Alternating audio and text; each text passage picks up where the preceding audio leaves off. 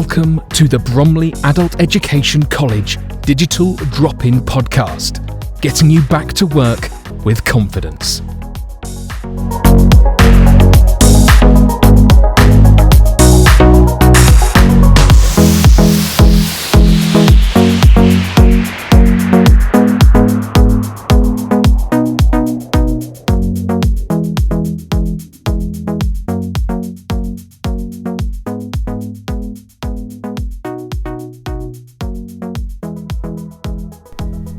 Hello, I'm Jill Collier and welcome to Bromley Adult Education Digital Drop-In Podcast. Today I'm joined by Peggy Cheng and Peggy has a very interesting story. She moved to this country some years ago and we're going to find out exactly when and exactly why, and she's run some very successful restaurants over the years. So I want to find out more about what life is like working and owning a restaurant. So hello Peggy. Hello, thank you for having me. You're very welcome. So Peggy, where are you from originally? I'm from Hong Kong. From Hong Kong. And your family is in Hong Kong still? Yes, my parents. Yes. So what sort of age and what impetus made you want to have such a culture shock, I would think? Actually not. And I was born in Hong Kong. My education background, even the system, are very much British. Right. When I came in this country, amazing, the emergency number is 999, exactly like Hong Kong. Not like America then, 911. All the bus, all the emergency service, all the uniform, even crossing the road is no problem for me. Ah, that's so interesting. Day one.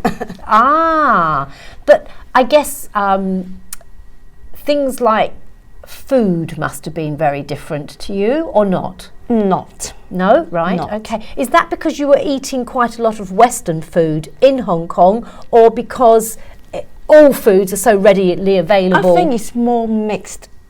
Put it that way. You may wonder why my name called Peggy. Yes. Actually, I've been named by my English teacher. Ah. When I was 12 years old, I remember there were 45 students in one class. Wow. My English teacher, also my class teacher, he teach English. Right. She teach English. And then she asked, how many people has English name? Yes. I remember only 3 out of 45 has. Ah. I'm the one don't have it. So when she went past one by one, I say, you call Peggy. From there on, from my school record is Peggy Cheng. Oh, isn't that interesting? So, did you enjoy learning English at school? I don't think so.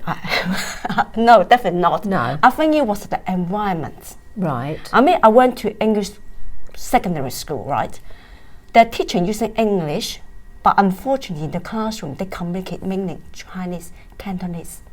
So for me to improve my English, especially speaking and talking, I have to come in this country. So that was what you thought? Yes. It's time to come to... And what sort of age were you, Peggy? I came in just 21. You were just 21. So you'd left school and had a job by then in Hong Kong? I worked in the bank for a couple of years, right. saved the money, right. and came to this country. And was there a yearning to come to the UK, or was it Europe per se, or maybe even Australia or America, somewhere that was English speaking? What was on your mind? Mainly in England. I think it's the link between Hong Kong and British country. Right, okay. For me to come in this country to become a student is not difficult. Right. Because I'm allowed to come in this country for 6 months anyway, but not for working, not for student. But when I came into this country, I just need to enroll myself to kind of English college. From there on, I become international student. Right. It's very straightforward case for me. So at 21, was your thought that you would come for 6 months, or was your thought, if I like it, I'll stay longer? I never thought I don't like it. Actually, I settled down very beginning. Right. I feel very home. Really? I really feel it. I never thought that I would go back. Oh, right. So you got a good vibe from when you first came. I first came actually 89. Right. for a holiday first. Right. So And then I went back, save up the money, and then come back again. okay, now I understand. But it's still, to me, it's still a very brave thing to take a flight to another country where the language isn't your mother tongue. I mean, you speak it very well, but it's very, very different language to something you would be speaking in the home, I would assume, with your parents. You wouldn't have spoken English in the home. No, they don't. No, exactly. So it's a huge leap of faith, isn't it? So you're now in the UK. What led you on to going into restaurants? What happened? Put it that way, I don't mean to. You didn't But mean to. you didn't mean to, but it happened. It just evolved. It just happened in a way, not by choice, but the reality. Right. Yeah. And is this because you've now met your husband to be, or is it just that in that time I'm married to my husband, right? and he has a choice to take over the family business or become unemployed. Right. My children at that time, I think my youngest son was less than 1 year old, so we make a choice. We take over the first business. And this is because his father was maybe retiring, or it's not. It's a lot of complicated family reasons. oh, okay, yes, Yeah. but it became an opportunity for you to take the business it over. was. And this was one restaurant or a chain? What was it? We do one save the first pot of money, right. and then we find another opportunity. Right. So we have another one. We work for probably around 7 years, maybe 7 years, just a little bit less. And then we moved to the last business. Right. So, what food are they serving to begin with? Well, to begin with, is mainly a Chinese food. Chinese and food. Fish and chips. Oh, right. Yes, Chinese food. I'm quite expert of it in a way. So these are restaurants that people eat in, or No, restaurants for takeaway? The first two are takeaway. Takeaway. The last right. one cafe, it was actually sitting down. Right. Yeah. That's what made me ask that, because I remember when the first Chinese takeaway opened near where I lived as a child. I remember thinking it was strange that it was all this Chinese food, and then there'd be a section that was like omelette and chips and things like that. I think they have to everybody taste. Yes, absolutely, because if 3/4 of the family want Chinese food, there was always then the option for somebody that didn't Chips for to all, have chips for every occasion. Yes. Oh, okay. So I didn't know that. So the first two were takeaways. Yeah. And so running a takeaway business is different, I would assume, to running a restaurant completely different. with crockery and timings and yes, different ball game between that one. So which did you prefer in the first instance? I prefer actually takeaway. Takeaway. It's easier, Right. less messy. Yes, I can imagine. Yes. And is there a similar profit as to whether it's takeaway or... It's different profit, different layout, different management. Right. It's everything different. You just learn. Yes. Every business, I learn something new. I'm sure. Yeah. So if we think about the takeaway businesses then, because they were your first two businesses, what did you enjoy about them, for example? I actually really enjoy the human touch. Yeah. I always like to Meeting talk to people. I really yes. like it. I like the adult environment. Talk to people. And did you have quite a lot of regulars that would come once a week, did. once a month or something? Yeah, I know some people over 20 odd years. Oh. Even I named my son after my customer. Oh, that's The so story sweet. how it come is, before I have my second child, and one of the customer was my regular. He has two children, one called James, one called Matthew. I was talking to him, I say, if I have the second one, if a boy, I will call him James Matthew. Ah, how lovely. Yeah. So, were you living behind the takeaway shop, or did you travel to it on a daily basis? Both. Both. I'm only thinking if you had young children, it's kind of easy if they're asleep upstairs or something to be able to work, but not necessarily. Not necessarily. No. So, with a takeaway, did all the supplies, food supplies, did it all, or not only food, all supplies, the containers, did you just order it and it comes to your door? Depend on what it is. Something is delivery. Right. You cannot actually go to buy it.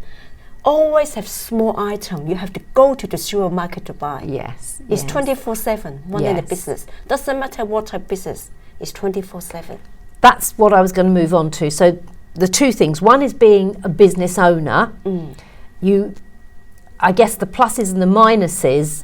What would you say the plus of being a business owner is? Plus, if the business is good, it is very rewarding. Very rewarding. Yeah. Financially, do you mean, or? In financial, in the knowledge, the The experience. knowledge, yes, good point. Even the experience, the people don't experience the thing what you normally can. Right. And you will see the thing in a lot of different angles. That's interesting. So, and what, I mean, I guess also the plus when you've got young children is if you did need, I don't know, to take them to a doctor's appointment or it's half term or holidays, you can kind of be more flexible with Yes and a no. yes and a no. I Yes know. and a Yeah, no. I know. When you're self-employed, you've also Yes. got to pay the bills. We haven't you? always have a golden rule. Show must keep going. Yes, the show must go on, mustn't Yeah. it? Absolutely. So, what are the minuses then, or is that it? We need time. If I can tell the people, in the second business, we want nearly 7 years. I work 90 hours, 6 days a week, for 7 years, no holiday. That is a sacrifice. Peggy. But the rewarding is, on my third business, I can actually take it easy. Yes. That is a rewarding. So the I have. third business, which is the restaurant. You take away. Oh, the third, but still the third one No, is a the take. third one is a restaurant. The first one and Yes. the second are take away. Right. But the second business, the one what I sacrificed, secure my future life. Right. Ah, so that's amazing. So I think what you're Yeah. saying is in the second one, you didn't have to work 90 hours I a week. work 90 hours. Right. But the rewarding is I secure my future life. yes. Yes. Yes. So, I mean, it's almost like, say, a footballer, they work really hard for an amount of Exactly. years. They make, hopefully, a good amount of money, but then you can take life a little bit easier. That is a good example. Right. Yeah. So, now, with your final business, where did you sit with that? The fact that you knew you'd secured your future, where did you feel when you bought your third business? Did you feel you could take more time off? It wasn't the main reason. No? The main reason it was my children was, I think my daughter, it was in year 5. Right. In that time, you know, everybody go for 11 plus. You know, Yes. most of the parents, they go for the same thing. And my daughter passed 11 plus. Lovely. And my son was 2.5 years younger than my daughter. And then we thought about it. If we keep the business, we are really secure in terms of financial time. But we were losing the family. Yes. I don't want to. And one of my customers, actually we know them very well, and he unfortunately he passed away a few years ago. He always say, Peter and Peggy, Peter is my husband name. You have the children, it's you to look after your children, to see them growing up, not your grandchildren. Yes, that's, yeah. Yeah, so we take that one advice very seriously. So in that time we think, okay, we have to change the nature of business in which we can manage a school one or the doctor appointment, after school club, everything. So okay, cafe is a good idea. So we are in the cafe at the end. Right, so it's a cafe. I got my wording slightly wrong because a restaurant would equally be open all hours. But Yeah. a cafe, did that mean it was slightly more within, I don't know, 9 to 5 type hours? Depend on or- what the setting you want it. Let's say you want to like a modern cafe in the high street, like the people have the coffee, have the laptop on for 3 hours. That time you're talking about 7 days a week. Yes. Don't shut until 6 o'clock sometime. Right. But you are workman cafe, that is different ball game. You start early morning, but it shut at 2, 3 o'clock. Right, Yeah. okay. So you had early starts with the cafe, but then you finished by mid-afternoon. I finished at 2 o'clock Lovely. and then did the school one. That's amazing. But did your husband keep it open a little No, bit later no, or just no, shut no. at 2? So it really was more like a breakfast and brunch type place That's it. and then done. Yes.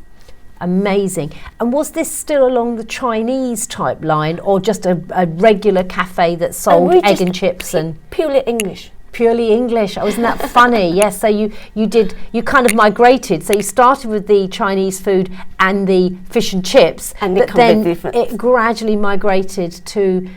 Well, I say very. I don't think the British diet is very British anymore anyway, is it? Because I'm sure, like all cultures, we eat a lot of Italian. Yes, a little bit. You know, so think about hash browns should be American. Hash browns are American, absolutely. Bagels are American. Yes, whereas exactly. you know, if somebody's having a ciabatta, that's probably Italian. So it was probably just a mix of what people wanted to eat. Yes. And how many years did you have that business, Peggy?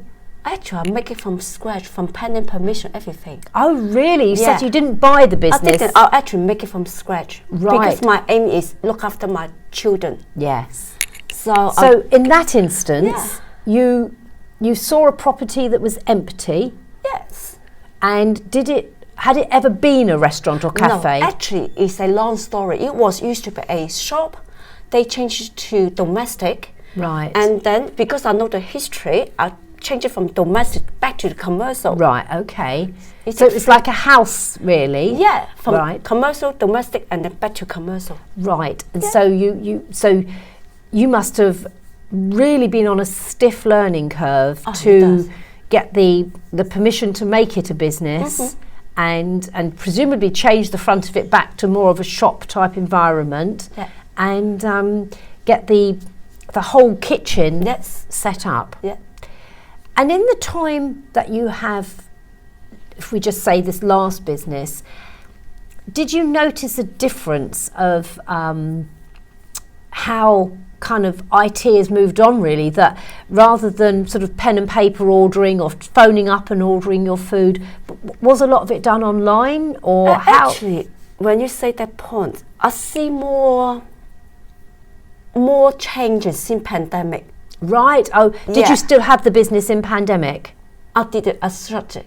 I shut the you business. Shut the business over the pandemic, I was too tired. I take a good time to take good rest. Yes. So the business was running up until the pandemic. Yeah. Then it shut for how Whatever long? they say so. I think you shut it for 2 times. Yes. But then it opened again after the pandemic. Right. Oh, okay. So yes, So are you saying, in the time that the pandemic ran, that's where you saw the biggest change in how things were ordered and or how you ordered your supplies? I mean, you know, the people change, the taste change. Oh, really? They are lazy, getting more lazy, or convenience, another word. And they even accept the food not in top quality, as long as convenience. Right. Okay. Yeah, I really see the change. Did it take you down the line of home deliveries, you know, like Deliveroo, that type of thing, or not? No, I didn't. The decision we make is, if we're doing it, because everything you have to calculate labour costs. Yes. In terms of labour costs, we calculate it. I can make the business double, but I have to employ another people. And that has its whole set of issues. And a lot of people don't understand that kind of delivery app. They will take up to 30-35% from us. Yes, it's a big chunk. It's a big chunk. It's not profitable in a way. No.